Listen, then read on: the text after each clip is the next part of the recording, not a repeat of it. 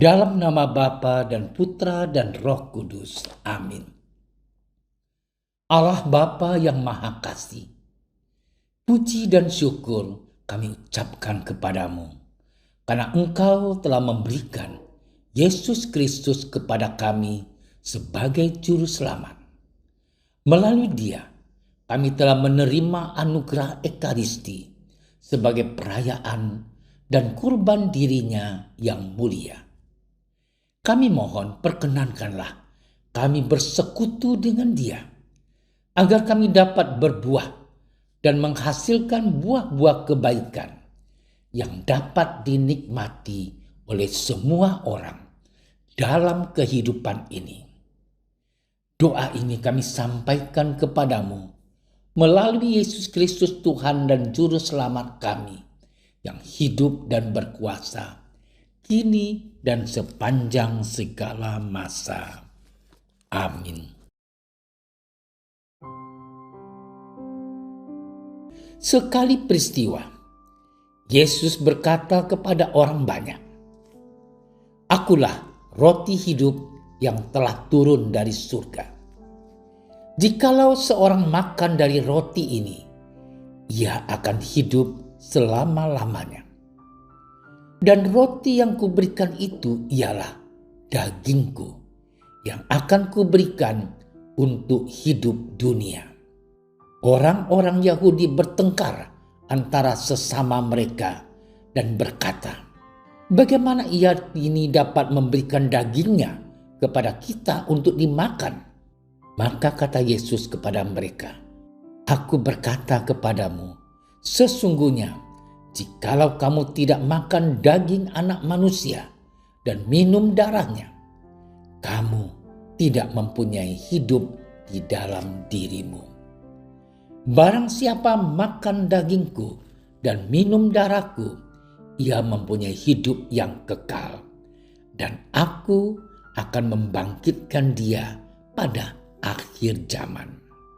Sebab dagingku adalah benar-benar makanan, dan darahku adalah benar-benar minuman. Barang siapa makan dagingku dan minum darahku, ia tinggal di dalam aku dan aku di dalam dia. Sama seperti Bapa yang hidup mengutus aku dan aku hidup oleh Bapa, demikian juga barang siapa yang memakan aku akan hidup oleh aku. Inilah roti yang telah turun dari surga, bukan roti seperti yang dimakan nenek moyangmu, dan mereka telah mati. Barang siapa makan roti ini, ia akan hidup selama-lamanya." Demikianlah sabda Tuhan. Saudara-saudariku yang terkasih dalam Kristus, pada hari ini gereja merayakan hari raya tubuh dan darah Kristus. Perayaan ini merupakan perayaan besar kedua yang dirayakan oleh gereja setelah hari raya Pentakosta. Bacaan-bacaan Ekaristi pada hari raya tubuh dan darah Kristus ini mau mengajak kita untuk melihat kembali bagaimana pengenalan, kedekatan, dan kesatuan kita pada Allah, secara khusus pada diri Yesus Kristus putranya. Dalam bacaan pertama, Musa mengingatkan bangsanya akan kasih dan kesetiaan Allah yang mendampingi mereka dalam peziarahan hidup mereka di padang gurun setelah keluar dari perbudakan di tanah Mesir.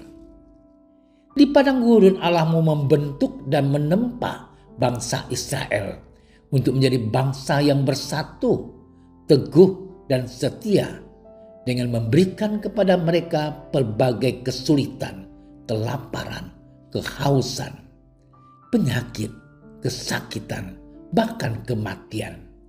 Sementara itu Allah juga menunjukkan kemurahan hatinya dengan memberikan kepada bangsa Israel makanan seperti daging burung puyuh dan mana serta air minum ketika mereka kelaparan dan kehausan di padang gurun. Hal ini ditunjukkan Allah kepada bangsa Israel agar mereka senantiasa mempunyai rasa syukur dan terima kasih kepada Allah.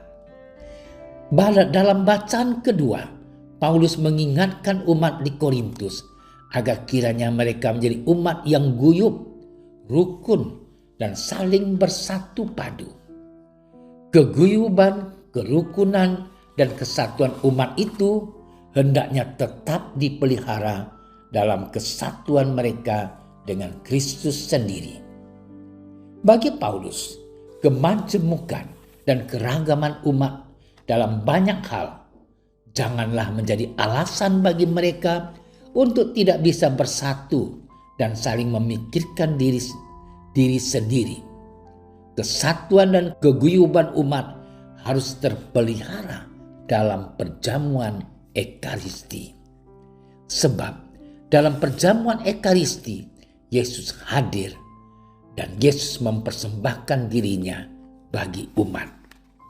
Ekaristi yang dirayakan oleh umat hendaknya menjadi tanda kesatuan mereka bersama dan kesatuan dengan Yesus sendiri.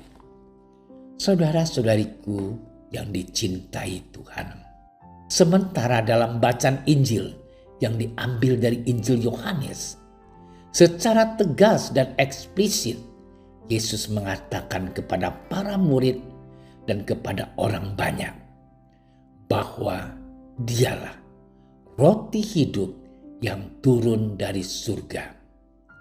Barang siapa makan roti hidup yang turun dari surga ini, maka ia akan memperoleh hidup selama-lamanya. Melalui perkataannya ini, Yesus mau menyampaikan kepada para murid dan orang banyak bahwa Yesus bukanlah berasal dari dunia ini, melainkan dari surga. Yang kedua, Yesus mau mengatakan bahwa orang yang percaya kepadanya harus bersekutu dan bersatu dengan Dia. Ini adalah konsekuensi menjadi pengikut Yesus. Dan yang ketiga, Yesus memberikan jaminan kepada para pengikutnya bahwa bila seseorang bersatu dan bersekutu dengan Dia, maka ia akan memperoleh hidup yang kekal.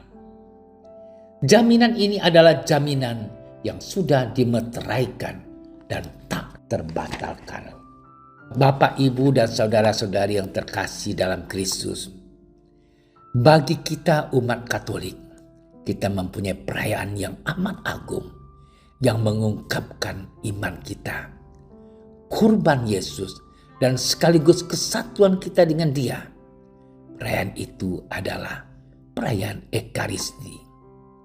Dalam perayaan Ekaristi kita menyantap roti dan anggur yang telah dikonsekrir imam menjadi tubuh dan darah Kristus. Tubuh dan darah Kristus yang dibagi-bagikan untuk kita santap itu merupakan lambang pengorbanan Yesus Kristus sendiri bagi kita. Sebagaimana Yesus telah berkorban bagi kita, kita pun diajak untuk mau berkorban bagi sesama.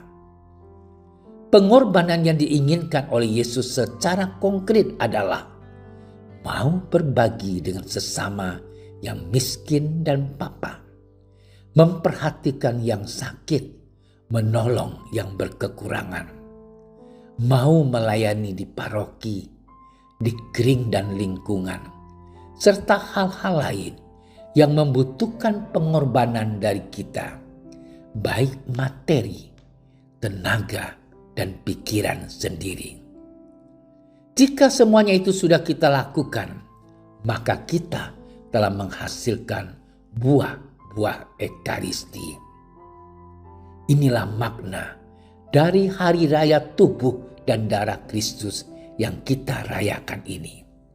Semoga kita semua dikuatkan oleh Yesus untuk membawa kesatuan dan persatuan, untuk membagikan cinta dan kasih-Nya, dan rela berkorban bagi sesama kita hari ini, esok, dan selama-lamanya. Selamat bermenung. Tuhan memberkati kita. Allah Bapa yang Maha Kuasa, kasih-Mu sungguh tampak dan melimpah dalam diri Yesus Kristus yang berkorban dan telah memberikan tubuh dan darah-Nya dalam Ekaristi bagi kami. Semoga kami semua Kau mampukan untuk bisa seperti Dia, yakni mau berkorban bagi sesama dalam kehidupan ini.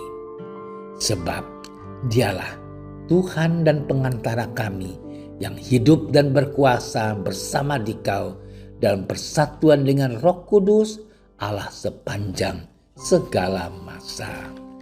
Amin. Kami berdiri di hadapan-Mu, ya Roh Kudus, pada saat kami berkumpul di dalam nama-Mu. Bersama-Mu sendiri yang membimbing kami, membuat diri-Mu nyaman berdiam di hati kami. Ajarilah kami jalan yang harus kami tempuh dan bagaimana kami harus mengikuti jalan itu. Kami lemah dan berdosa. Jangan biarkan kami mendukung kekacauan. Jangan biarkan kebodohan menuntun kami ke jalan yang salah. Jangan pula keberpihakan mempengaruhi tindakan-tindakan kami. Kiranya kami menemukan di dalam Engkau kesatuan kami, agar kami boleh berjalan bersama menuju kehidupan abadi dan tidak menyimpang dari jalan kebenaran dan apa yang benar. Semua ini kami mohon kepadamu yang berkarya di setiap tempat dan waktu dalam persekutuan dengan Bapa dan Putra untuk selama-lamanya. Amin. Bapa kami yang ada di surga, dimuliakanlah nama-Mu. Datanglah kerajaan-Mu. Jadilah kehendak-Mu di atas bumi seperti di dalam surga. Berilah kami rezeki pada hari ini, dan ampunilah kesalahan kami, seperti kami pun mengampuni yang bersalah kepada kami. Dan janganlah masukkan kami ke dalam percobaan, tetapi bebaskanlah kami dari yang jahat. Amin. Salam Maria, penuh rahmat, Tuhan sertamu. Terpujilah engkau di antara wanita, dan terpujilah buah tubuhmu Yesus. Santa Maria, Bunda Allah, doakanlah kami yang berdosa ini, sekarang dan waktu kami mati. Amin. Kemuliaan kepada Bapa dan Putra dan Roh Kudus, seperti pada permulaan, sekarang, selalu, dan sepanjang segala masa. Amin. Dalam nama Bapa dan Putra dan Roh Kudus. Amin. Terima kasih sudah menyaksikan renungan hari ini. Jangan lupa like, subscribe, dan aktifkan tombol loncengnya agar Anda yang pertama mendapatkan notifikasi updatean renungan harian dari Komsos Keuskupan Padang. Dan bagikan ke sosial media agar saudara-saudara kita dapat mendengarkan dan merenungkan firman Tuhan.